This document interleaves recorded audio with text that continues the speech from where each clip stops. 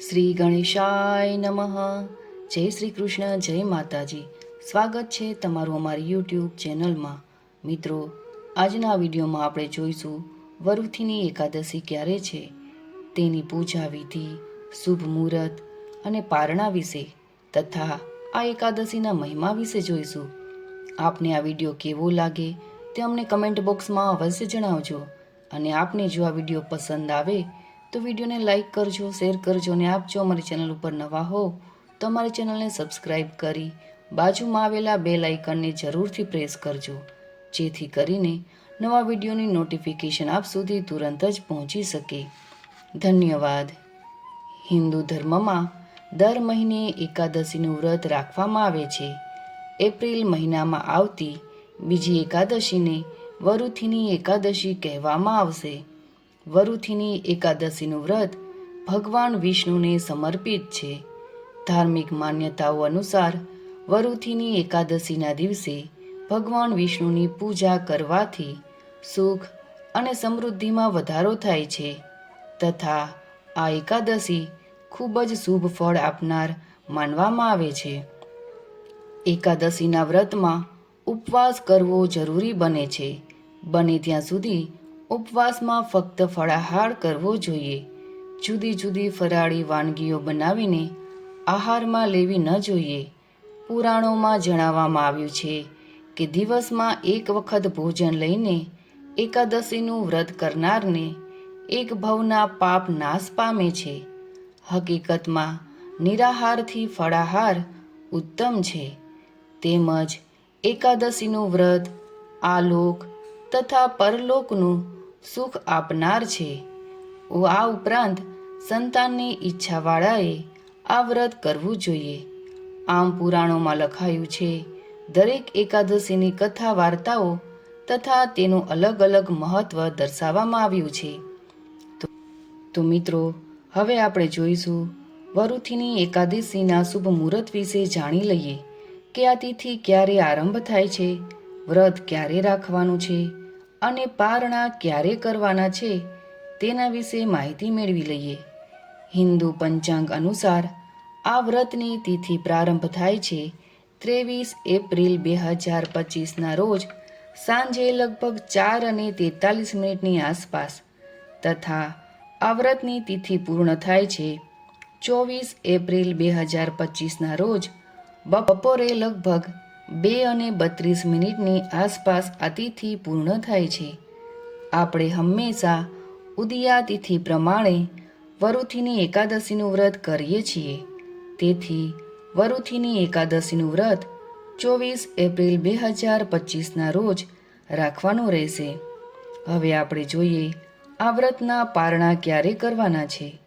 વરુથીની એકાદશી વ્રતના પારણા 25 એપ્રિલ 2025ના રોજ સવારે લગભગ 6 વાગ્યાથી લઈને 8:30 વચ્ચે કરવાના રહેશે. તો મિત્રો, હવે આપણે જોઈશું આ એકાદશી વ્રતની પૂજા વિધિ વિશે. જેને પણ આ એકાદશીનું વ્રત રાખવાનું હોય તેમને આગલા દિવસે એટલે કે દસમના સાંજે સાત્વિક ભોજનનો આહાર લેવો. આ દિવસે એકાદશીના દિવસે બ્રહ્મ મુહૂર્તમાં જાગીને નિત્ય કર્મ પૂર્ણ કર્યા બાદ સ્નાનાદિ કાર્યથી પરવારીને સ્વચ્છ કપડાં ધારણ કરવા. ત્યારબાદ આપણા ઘરના મંદિરમાં આપણા ઈષ્ટદેવની સાથે જે પણ લક્ષ્મીનારાયણનું સ્વરૂપ હોય તેની પૂજા કરવી. મંદિરની સાફ સફાઈ કર્યા બાદ તેની પૂજા કરવી. સૌથી પહેલાં પંચામૃતથી જો મૂર્તિ હોય તો તેમને સ્નાન કરાવવું અને ત્યારબાદ ગંગાજળથી સ્નાન કરાવવું. જો ચિત્રજી હોય તો તેને સાફ કરીને તેની પૂજા કરવી. ત્યારબાદ વ્રતનો સંકલ્પ કરવો. તે પછી ભગવાન શ્રી હરિ વિષ્ણુને ચોખા, દીવો, નૈવેદ્ય સહિત સામગ્રીઓથી વિધિવત પૂજા કરવી જોઈએ. તે પછી ઘર પાસે કે મંદિરમાં પીપળાના વૃક્ષની પૂજા કરવી અને તેની જળમાં કાચું દૂધ ચડાવ્યા પછી ઘીનો દીવો પ્રગટાવવો. જો તે શક્ય ન હોય તો ઘરમાં તુલસીનું પૂજન કરીને ઓમ નમો ભગવતે વાસુદેવાય નમઃ, આ મંત્રનો જાપ પણ કરી શકો છો. તે પછી રાતના સમયે ભગવાન વિષ્ણુ અને લક્ષ્મી માતાની પૂજા કરો. ત્યાં જ દિવસના સમયે ભગવાન વિષ્ણુનું સ્મરણ કરતા રહેવું જોઈએ. રાત્રે પૂજા સ્થાને જાગરણ કરો. ત્યાં જ એકાદશીના બીજા દિવસે એટલે કે બારસના તિથિએ આ વ્રતના પારણા મુહૂર્તમાં કરવા જોઈએ. પારણાની સાથે તમે આ દિવસે કોઈ બ્રાહ્મણને ભોજન પણ કરાવી શકો છો. ભગવાન શ્રી હરિ વિષ્ણુ અને લક્ષ્મીજીની આરતી પણ પૂર્ણ ભક્તિથી કરવી જોઈએ. ભગવાન વિષ્ણુને તુલસીના પાન અવશ્ય અર્પણ કરવા જોઈએ. કહેવાય છે કે વરુથીની એકાદશીનું વ્રત પોતાનામાં જ ફાયદાકારક માનવામાં આવે છે. તે ભગવાન વિષ્ણુને સમર્પિત છે. આ દિવસે ભગવાન વિષ્ણુની પૂજા અને ઉપવાસ કરવાનું વિશેષ મહત્વ છે. એવું માનવામાં આવે છે કે આ દિવસે ભગવાન હરિની પૂજા સાથે માતા તુલસીની પણ પૂજા કરવી જોઈએ. આવી સ્થિતિમાં સવારે અને સાંજે તુલસી માતાની પૂજા કરવી જોઈએ. ત્યારબાદ તુલસીના છોડને જળ ચડાવવું. ત્યાર પછી તેની સામે ઘીનો દીવો પ્રગટાવો. તુલસી ચાલીસાનો પાઠ કરવો અને મંત્રનો પણ જાપ કરી શકો છો. અને ત્યારબાદ અંતમાં આરતી કરવી જોઈએ.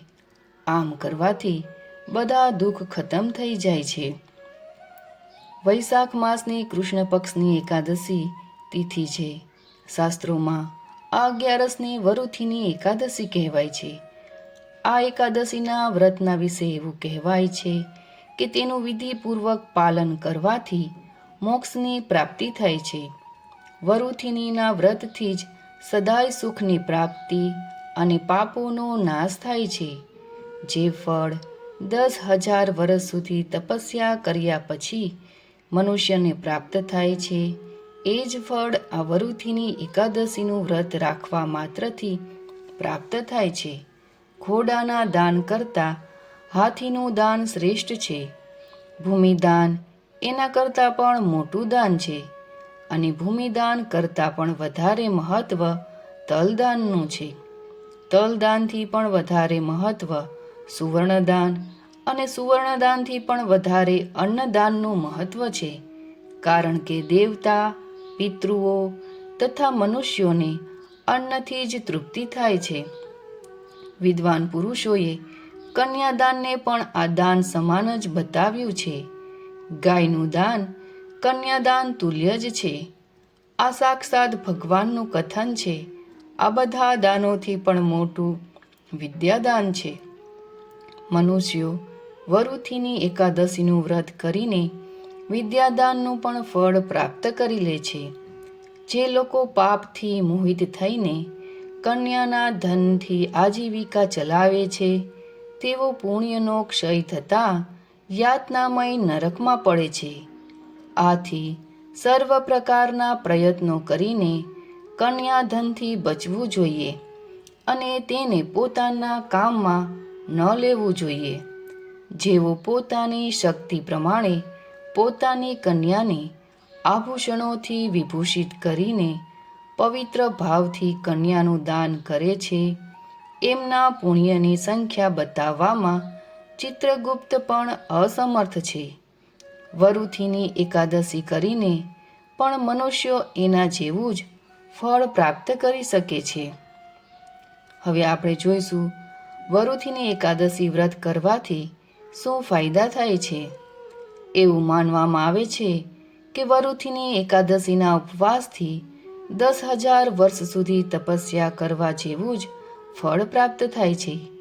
વરુથીની એકાદશીના વ્રતને લઈને એવી પણ માન્યતા છે કે કુરુક્ષેત્રમાં સૂર્યગ્રહણ સમયે હૃદયનું દાન કરવાથી જે ફળ મળે છે, તે જ ફળ આ વ્રતથી પણ પ્રાપ્ત થાય છે.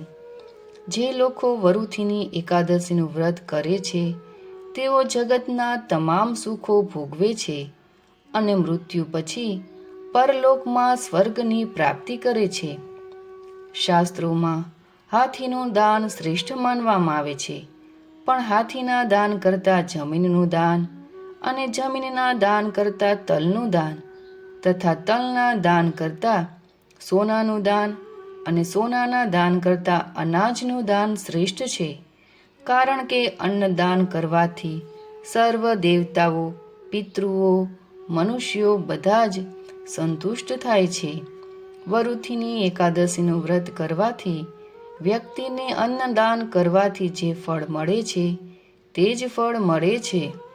વરુથીની એકાદશી એ સૌભાગ્ય આપે છે. તેનાથી વ્યક્તિના પાપોનો નાશ થાય છે અને મોક્ષની પ્રાપ્તિ થાય છે. જો આ એકાદશીનું વ્રત પૂરી ભક્તિ અને શ્રદ્ધા સાથે કરવામાં આવે તો ભગવાન વિષ્ણુ પ્રસન્ન થઈને સુખ, સમૃદ્ધિ, ઐશ્વર્ય, શાંતિ અને વૈકુંઠ ધામમાં સ્થાન મેળવે છે. હિન્દુ ધર્મમાં કન્યાનું દાન કરવું મહાદાન કહેવાય છે, પરંતુ વરુથીની એકાદશીના ઉપવાસથી દીકરીનું દાન કરવા જેવું જ પુણ્ય મળે છે. તો મિત્રો, આપને આ વિડીયો કેવો લાગ્યો તે અમને કમેન્ટ બોક્સમાં અવશ્ય જણાવજો. ફરી મળીશું એક નવા વિડીયોની સાથે. અને હા, કમેન્ટ બોક્સમાં ઓમ નમો નારાયણ